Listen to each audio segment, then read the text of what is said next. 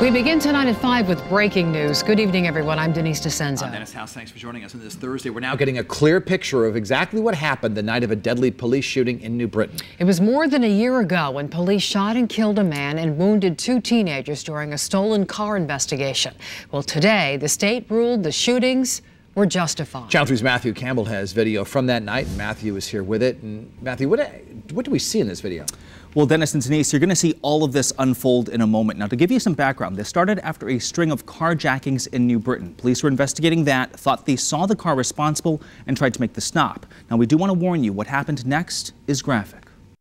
This is dashcam video from one of the police cruisers responding to the call on December 14th, 2017. By the time this cruiser arrived on Chapman Court, the car containing 3 people, 20-year-old Zoe Dowdell, who was the driver, and a 15 and 18-year-old was already blocked in. You can see immediately Dowdell attempted to flee, backing into at least one of the cruisers and possibly a parked car. The view we're seeing shows the cruiser ram the suspect's car while other officers with guns drawn start to approach. We blurred the face of the teenage passengers, but we could see the one in the passenger seat raising his hands, apparently trying to surrender. However, the driver had control of the wheel and continued trying to flee, driving away and toward the officers, who then fired multiple shots. We'll now show you a different version, this one from an officer responding as the driver was fleeing. Here, we see more officers firing rounds of shots. Ultimately, Dowdell, the driver, was killed. The 2 other teens were wounded and are still in jail waiting for their next court date. Today, the Division of Criminal Justice ruled the use of force seen in these videos was justified. We reached out to one family today. They did not have a comment, but in previous interviews, this is what the father of one of the suspects had to say. The kid does what any human being would do. He started. He went to pull off.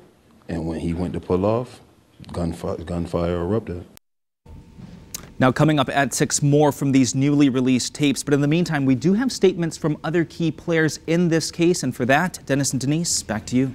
All right, and we do have those statements. New Britain's leaders reacted to the report. Mayor Aaron Stewart told us the families, the city police officers, and the community collectively have been anxious over the release of this report.